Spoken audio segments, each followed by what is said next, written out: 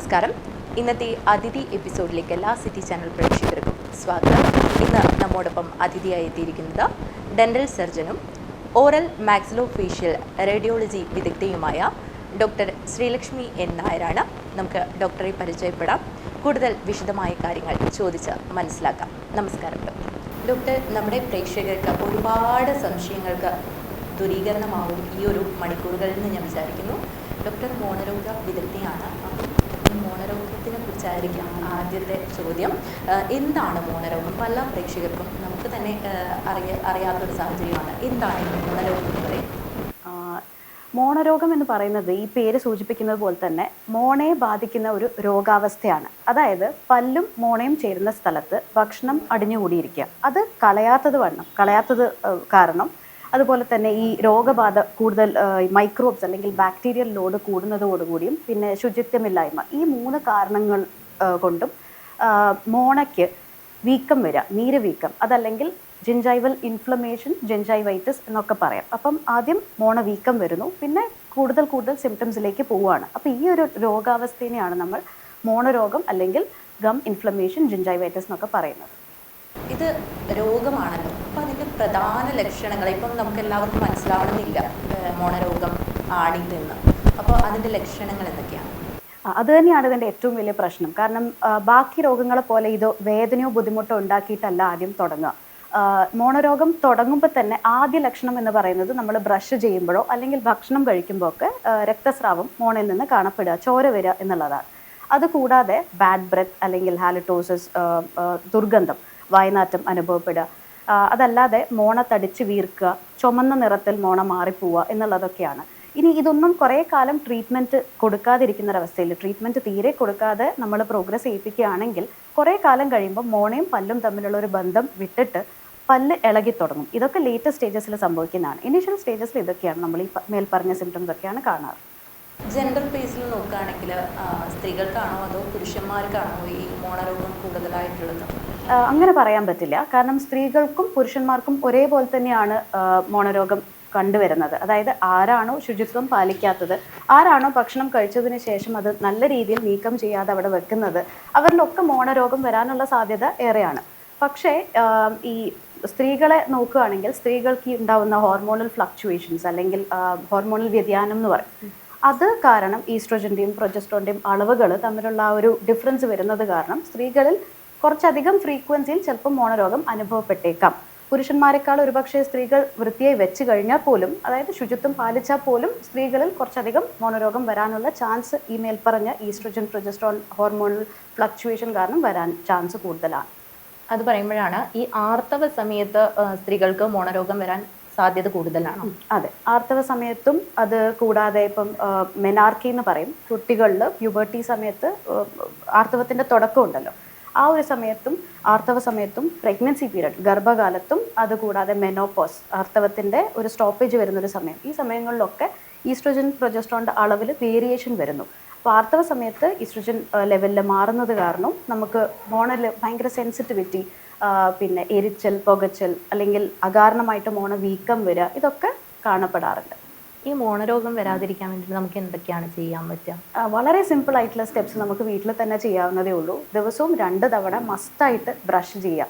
Brush ചെയ്യുക എന്ന് പറയുമ്പോൾ എല്ലാവരും ബ്രഷ് ചെയ്യുന്നുണ്ടല്ലേ, പക്ഷേ എന്ത് ടെക്നിക്ക് യൂസ് ചെയ്ത് നമ്മൾ ബ്രഷ് ചെയ്യുന്നു എന്നുള്ളതാണ് നോക്കേണ്ടത്. ബേസിക്കലി നമ്മൾ ബ്രഷ് ചെയ്യുമ്പോൾ ചില ആൾക്കാർ പറയും കുറേ പേസ്റ്റ് എടുത്തിട്ട് ബ്രഷിൽ വെച്ചിട്ട് നല്ല രീതിയിൽ ഉരച്ചൊരച്ച് തേക്കുന്നുണ്ട് ഡോക്ടർ, എന്നിട്ടും മോണരോഗം വരുന്നു. ഈ ഉരച്ച് തേക്കുന്നതിലല്ല കാര്യം. 2 പല്ലിൻ്റെ ഇടയിലും, പല്ലിൻ്റെയും മോണയുടെ ഇടയിലും ഭക്ഷണം കുടുങ്ങാതെ നീക്കം ചെയ്യുക എന്നുള്ളതാണ് ബേസിക്കലി ബ്രഷിംഗ് ടെക്നിക്ക് കൊണ്ട് ഉദ്ദേശിക്കുന്നത്. അപ്പോൾ 2 നേരം ബ്രഷ് ചെയ്യുക, ഒരു നേരമെങ്കിലും ഫ്ലോസ് ചെയ്യുക. ഫ്ലോസ് എന്ന് പറഞ്ഞത് ഒരു നൈലോൺ ത്രെഡാണ്. അപ്പോൾ ഈ നൈലോൺ ത്രെഡ് പല ബ്രാൻഡുകളിൽ ഇറക്കുന്നുണ്ട്. അപ്പം ഈ നൈലോൺ ത്രെഡ് യൂസ് ചെയ്ത് 2 പല്ലിൻ്റെ ഇടയിലുള്ള ഭക്ഷണ പദാർത്ഥങ്ങൾ കുടുങ്ങിയിരിക്കുന്നത് എടുക്കുക എന്നുള്ളതാണ് സെക്കൻഡ് തിങ്. പിന്നെ 3ാമത്തെ കാര്യം എന്താണെന്ന് വെച്ചെങ്കിൽ നല്ലപോലെ ഹൈഡ്രേറ്റ് ചെയ്യുക. വായുടെ അകത്ത് വരൾച്ച വരുമ്പോഴും ഈ മോണരോഗം വരാൻ ചാൻസ് ഉണ്ട്. അപ്പം നല്ലപോലെ വെള്ളം കുടിക്കുക. അതുകൂടാതെ 6 മാസത്തിൽ ഒരിക്കലെങ്കിലും ഒരു ഡെന്റിസ്റ്റിനെ വിസിറ്റ് ചെയ്യുക. പിന്നെ വർഷത്തിൽ ഒരിക്കലെങ്കിലും ക്ലീനിങ് ചെയ്യുക. പിന്നെ ഡയറ്ററി ഹാബിറ്റ്സ് മൊത്തമായിട്ട് ചേഞ്ച് ചെയ്യണം. അതൊരു വലിയ ടോപ്പിക് തന്നെയാണ്, നമുക്ക് കൂടെ ഡിസ്കസ് ചെയ്യാം. മോണരോഗം ഹൃദ്രോഗത്തിന് കാരണമാണെന്ന് ഞാൻ പലരും പറഞ്ഞു കേട്ടിട്ടുണ്ട്. ഇനി അതിലെന്തെങ്കിലും വസ്തുത ഉണ്ടോ? അത് ആക്ച്വലി കറക്റ്റാണ്. പക്ഷേ എന്ന് വെച്ചാൽ എല്ലാ മോണരോഗം ഉള്ളവർക്കും ഹൃദ്രോഗം വരാൻ ചാൻസ് ഉണ്ട് എന്ന് ഉള്ളതല്ല കാര്യം. അതായത് മോണരോഗം ഉള്ള സമയത്ത് നമ്മുടെ വായുടെ അകത്ത് ഹാംഫുൾ ബാക്ടീരിയ ഉണ്ട്, നല്ല ബാക്ടീരിയ ഉണ്ട്. അപ്പം മോണരോഗം ഉള്ള സമയത്ത് നമ്മൾ വായുടെ അകത്ത് സംഭവിക്കുന്നത് എന്താണെന്ന് വെച്ചാൽ ഹാംഫുൾ ആയിട്ടുള്ള ബാക്ടീരിയ അതിൻ്റെ ലോഡ് കൂടുകയാണ് ചെയ്യുന്നത്. അപ്പോൾ ഈ ഹാംഫുൾ ആയിട്ടുള്ള ബാക്ടീരിയ നമ്മുടെ പല്ലിൻ്റെയും മോണയുടെ ഇടയിൽ കുറച്ചധികം ബൾക്കായിട്ട് നിൽക്കുന്നു. അത് മാത്രമല്ല ഇത് പല്ലിൻ്റെ വേരറ്റം വരെ പോയിട്ട് വേരിൻ്റെ അറ്റത്ത് ഇൻഫെക്ഷൻ അല്ലെങ്കിൽ ആബ്സസ് ഒക്കെ സംഭവിപ്പിക്കുകയാണ്. അപ്പം ഇങ്ങനെ സംഭവിക്കുന്ന സമയത്ത് എന്ത് പറ്റുന്നു എന്ന് വെച്ചാൽ വായുടെ അകത്തുള്ള ചെറിയ ചെറിയ മുറിവുകളിലൂടെയും വേറെ പാത്വേയിൽ കൂടിയും ഈ ബാക്ടീരിയ ബ്ലഡ് സ്ട്രീമിലോട്ട് കയറും, നമ്മുടെ രക്തക്കുഴലിലേക്ക് കയറുകയാണ് ചെയ്യുന്നത്. അപ്പോൾ ഈ ബാക്ടീരിയയുടെ കൂടെ തന്നെ ടോക്സിൻസ്, ഈ ബാക്ടീരിയ പുറപ്പെടുവിപ്പിക്കുന്ന ടോക്സിൻസ് ഉണ്ടല്ലോ, ഹാംഫുൾ ആയിട്ടുള്ള സബ്സ്റ്റൻസസ്, ഇതും രക്തക്കുഴലിലേക്ക് പോവാണ്. അപ്പോൾ ഇതൊക്കെ വരുന്ന സമയത്ത് രക്തക്കുഴലിൽ പ്ലാക്ക് ബിൽഡപ്പ് അല്ലെങ്കിൽ അതിൻ്റെ ആ ഒരു വിസ്തീർണം വളരെ കുറഞ്ഞു വരും. അപ്പോൾ രക്തക്കുഴലുകൾ നേർത്ത് വരും. അപ്പോൾ ഇതൊക്കെ ആത്രോസ്ക്ലറോസിസ് അല്ലെങ്കിൽ ഹാർട്ടിന് പ്രശ്നം ഉണ്ടാക്കാൻ സാധ്യതയുണ്ട്. അതുവരെ സ്ട്രോക്ക് പോലെയുള്ള കണ്ടീഷൻസിലേക്കും ഇത് നയിക്കാം. അപ്പോൾ ഈ മോണരോഗം വരാതിരിക്കാൻ നമ്മൾ ഡെയിലി മൗത്ത് വാഷ് ചെയ്യുന്നത്, മൗത്ത് വാഷ് യൂസ് ചെയ്യുന്നത് കുഴപ്പമില്ല. പക്ഷേ daily use of mouthwash ഞാൻ റെക്കമെൻഡ് ചെയ്യാത്തൊരു കാര്യമാണ്. കാരണം നേരത്തെ പറഞ്ഞതുപോലെ നമ്മുടെ വായുടെ അകത്ത് ഹാംഫുൾ ആൻഡ് ഹാംലെസ് ആയിട്ടുള്ള ബാക്ടീരിയ ഉണ്ട്, യൂസ്ഫുൾ ആയിട്ടുള്ള ബാക്ടീരിയ ഉണ്ട്. അപ്പം നമ്മൾ ഈ daily antibacterial mouthwash use ചെയ്യുന്ന സമയത്ത് നമ്മുടെ വായുടെ അകത്തുള്ള നല്ല ബാക്ടീരിയയുടെ ലോഡ് കുറയുകയാണ് ചെയ്യുന്നത്.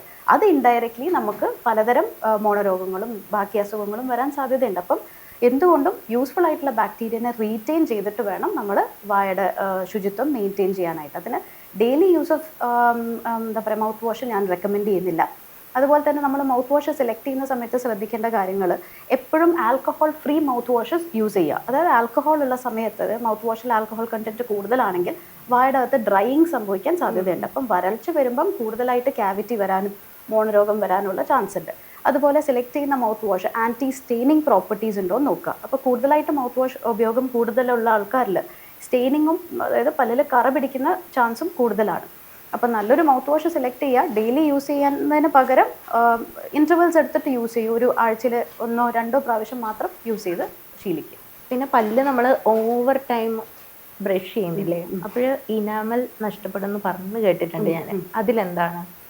ആക്ച്വലി നോക്കുകയാണെങ്കിൽ enamel is one of the hardest substances എന്ന് തന്നെ പറയാം. അത്രയും കട്ടിയുള്ളൊരു പ്രൊട്ടക്റ്റീവ് ലെയറാണ് ഇനാമൽ എന്ന് പറയുന്നത്. അപ്പം ബ്രഷിംഗ് ടെക്നീക്ക് ശരിയല്ലെങ്കിൽ ഇനാമൽ തേയ്മാനം സംഭവിക്കാം, വെയർ ഓഫ് ചെയ്ത് പോവാം.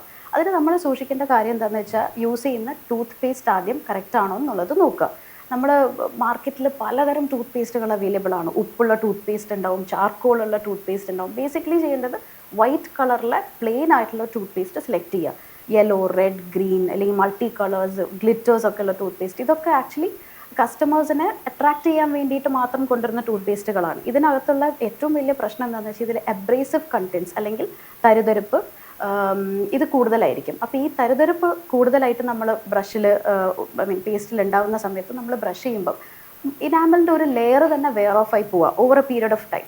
അപ്പം യൂസ് ചെയ്യുന്ന ടൂത്ത് ബ്രഷ് സോഫ്റ്റ് ആയിരിക്കണം. യൂസ് ചെയ്യുന്ന ടൂത്ത് പേസ്റ്റിൽ അബ്രേസീവ് കണ്ടൻസ് കുറവുള്ളതാണെന്ന് ഉറപ്പ് വരുത്തുക. ഇത് രണ്ടും ചെയ്താൽ മതി. അതുപോലെ കുറേ നേരം ബ്രഷ് ചെയ്യുന്നതിന് പകരം നല്ല ടെക്നീക്ക് മാത്രം യൂസ് ചെയ്ത് ബ്രഷ് ചെയ്യുക. ഈ മോണരോഗം ഉണ്ടായിരിക്കുമോ വായിൽ ഈ ദുർഗന്ധം ഉണ്ടാവുന്നത്? മോണരോഗം is one of the reasons എന്ന് പറയാം. മോണരോഗം കൊണ്ട് മാത്രം ദുർഗന്ധം വരേണ്ട ചാൻസ് ഉണ്ട്. പക്ഷേ വേറെയും പല ഫാക്ടേഴ്സ് കാരണവും ഹാലിറ്റോസിസ് അല്ലെങ്കിൽ ബാഡ് ബ്രെത്ത് വരാം. അപ്പോൾ മോണരോഗം കൊണ്ടല്ല എങ്കിൽ പിന്നെ നോക്കേണ്ടത് വായുടെ അകത്ത് ദീർഘകാലമായിട്ട് അടയ്ക്കാതെ വെച്ചിരിക്കുന്ന, ഫില്ല് ചെയ്യാതെ വെച്ചിരിക്കുന്ന ഓപ്പൺ ആയിട്ടുള്ള പോടുകളുണ്ടോ എന്ന് നോക്കണം. ഇതിലേക്ക് ഭക്ഷണ പദാർത്ഥങ്ങൾ കുടുങ്ങിക്കിടക്കുകയും പിന്നെ ബാക്ടീരിയൽ ലോഡ് വരുമ്പോഴും ദുർഗന്ധം വരാൻ ചാൻസ് ഉണ്ട്. അതല്ലാതെ പല്ലിന് ക്ലിപ്പിട്ട് കുട്ടികളുണ്ടാവും, ബ്രേസസ് ഇട്ടവർ, അവരുടെ അടുത്തും ഈ പറഞ്ഞ പോലെ ഓരോ ബ്രാക്കറ്റ്സിൻ്റെ ചുറ്റും ഭക്ഷണം കുടുങ്ങിക്കിടക്കാതെ വൃത്തിയിൽ പോകുന്നില്ല എങ്കിൽ അവർക്കും ദുർഗന്ധം വന്നേക്കാം. അത് കൂടാതെ സൈനസൈറ്റിസ് ഉള്ള പേഷ്യൻസിൽ നമ്മൾ ഈ ബാഡ് ബ്രെത്തിൻ്റെ ഹിസ്റ്ററി ഉണ്ടാവും. പോരാതെ ടോൺസിലൈറ്റിസ് ഉള്ള പേഷ്യൻസ്, ടോൺസിൽ ഇൻഫെക്ഷൻ ഉള്ളവർക്കുമൊക്കെ ഈ പറഞ്ഞ പോലെ ദുർഗന്ധം ഉണ്ടാവും. ഇനി വായുടെയും അല്ലെങ്കിൽ മുഖത്ത് റീസൺ കാരണം കൊണ്ടല്ല എങ്കിൽ പിന്നെ നമ്മൾ നെക്സ്റ്റ് ഡൗട്ട് നോക്കേണ്ടിയിരിക്കുന്നത് വയറിൻ്റെ ഉള്ളിലുള്ള പ്രശ്നങ്ങൾ കൊണ്ടാണോ എന്നുള്ളതാണ്. അതായത് ദീർഘനേരം ഫാസ്റ്റിംഗ് ചെയ്യുന്ന ആൾക്കാർ, വെള്ളവും ഭക്ഷണവും കഴിക്കാതെ കുറേ നേരം വയർ കാലിയായി വെക്കുന്ന ആൾക്കാരിൽ അസിഡിക് ബിൽഡപ്പ് കൂടുതലായിരിക്കും. അവരിലും ഈ പറഞ്ഞ പോലെ ദുർഗന്ധം ഉണ്ടാവാൻ ചാൻസ് ഉണ്ട്. വെള്ളം ധാരാളം കുടിക്കാത്ത ആൾക്കാരിൽ, അവരിലും ദുർഗന്ധം ഉണ്ടാവാൻ ചാൻസ് ഉണ്ട്. അപ്പോൾ മോണരോഗം കൊണ്ട് മാത്രം വരുന്നു എന്ന് എന്താ പറയുക കൺക്ലൂഡ് ചെയ്യാതെ എന്താണ് അതിൻ്റെ കറക്റ്റ് റീസൺ എന്ന് കണ്ടുപിടിക്കേണ്ടതായിട്ടുണ്ട്. പിന്നെ ഡോക്ടർ, ഈ സ്ത്രീകൾക്ക് സ്ട്രെസ് ഓവർ ആവുന്ന സമയത്ത് മോണരോഗം ഉണ്ടാവാൻ സാധ്യതയുണ്ടോ? സ്ത്രീകൾക്ക് ആക്ച്വലി പൊതുവേ സ്ട്രെസ് കൂടുതലാണ്. അപ്പം ഈ സ്ട്രെസ് ലെവൽ കൂടുന്നതിനനുസരിച്ച് നമ്മുടെ ബോഡിയിൽ സ്ട്രെസ് ഹോർമോൺസ് കൂടുകയാണ്. കോർട്ടിസോൾ എന്നാണ് ഈ സ്ട്രെസ് ഹോർമോണിൻ്റെ പേര്. അപ്പോൾ ഈ സ്ട്രെസ് ഹോർമോൺസ് കൂടുന്നതിനനുസരിച്ച് നമ്മുടെ ഗംസ് കുറച്ചധികം സെൻസിറ്റീവ് ആവാനും അതുപോലെ തന്നെ ചിലപ്പം ചുമന്ന് തടിക്കാനും ഇൻഫ്ലെയിംഡ് ആവാനും സാധ്യതയുണ്ട്. അപ്പം സ്ട്രെസ് ലെവൽ കുറച്ച് കഴിഞ്ഞാൽ വേറെ ഒരു റീസണും കൊണ്ടല്ല മോണരോഗം വരുന്നതെങ്കിൽ നാച്ചുറലി ഫീമെയിൽ ഒരു പേഷ്യൻ്റ് ആണെങ്കിൽ ഒരു age group mid 40s to 50s കൂടുതലായിട്ട് സ്ട്രെസ് റിലേറ്റഡ് ആയിട്ടുള്ള ഗം ഡിസോർഡേഴ്സ് കൂടുതലായി കാണപ്പെടുന്നത്. പിന്നെ ഈ ഹൃദ്രോഗം ഉള്ളവർക്ക് പ്രത്യേക വല്ല ദന്തപരിചരണവും ഉണ്ടോ?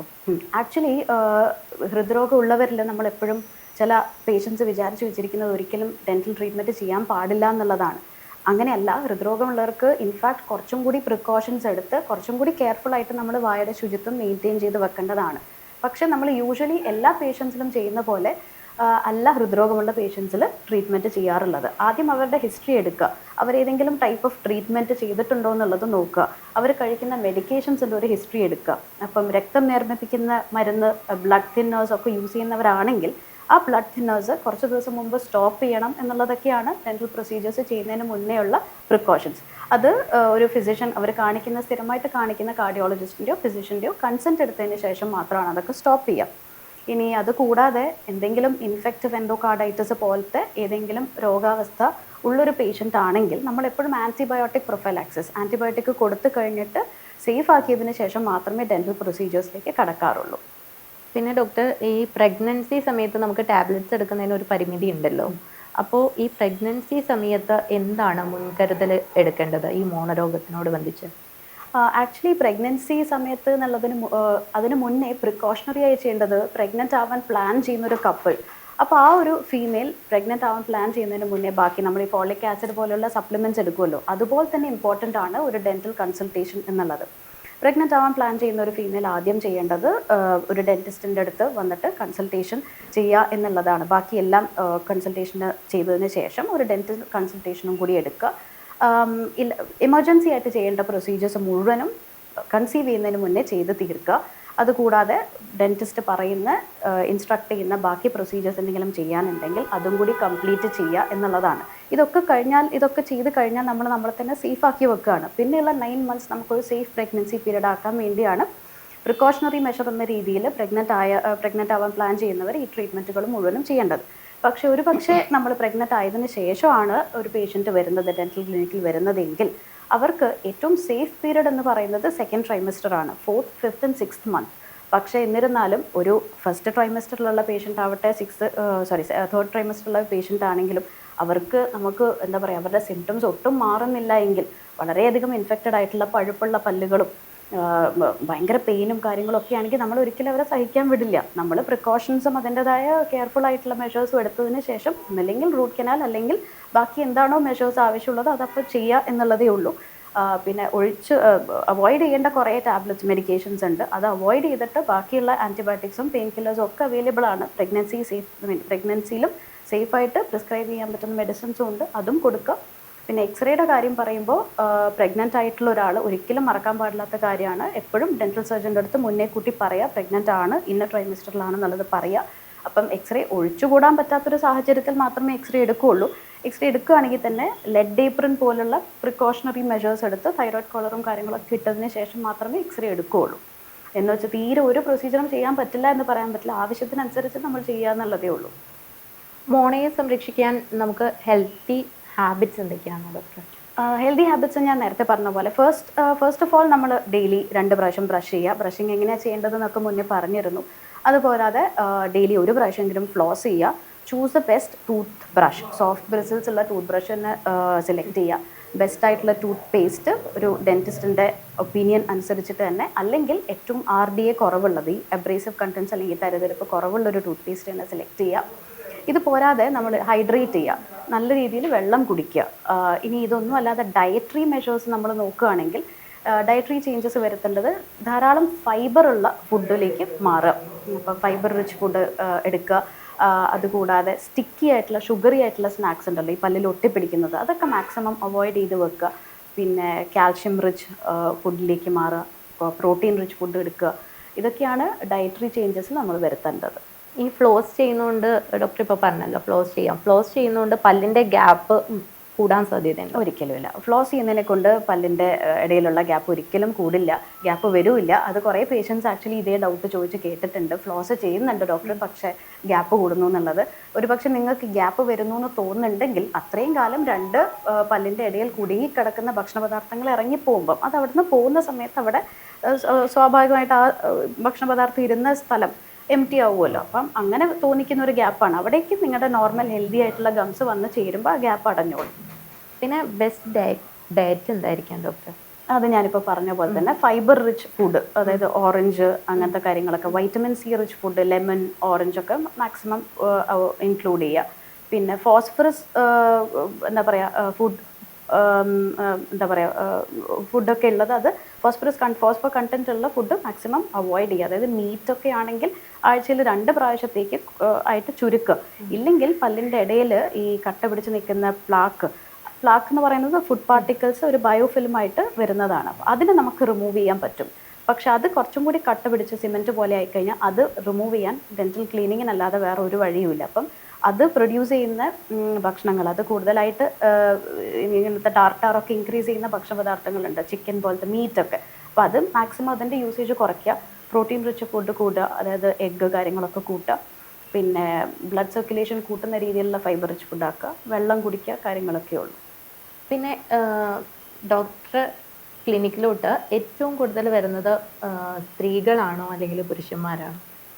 അങ്ങനെ ആക്ച്വലി ഞാൻ ചിന്തിച്ചിട്ടില്ല. ഇപ്പൊ ചോദിക്കുമ്പോഴാണ് ഞാൻ ശ്രദ്ധിച്ചത്. പക്ഷേ ഈ പറഞ്ഞ പോലെ മോണരോഗം എന്ന് വന്ന് പറയുന്നത് സ്ത്രീകൾ തന്നെയാണ്. കാരണം കുറച്ചും കൂടി അവരാണ് ടേക്ക് കെയർ ചെയ്യുന്നതെന്ന് എനിക്ക് തോന്നുന്നു.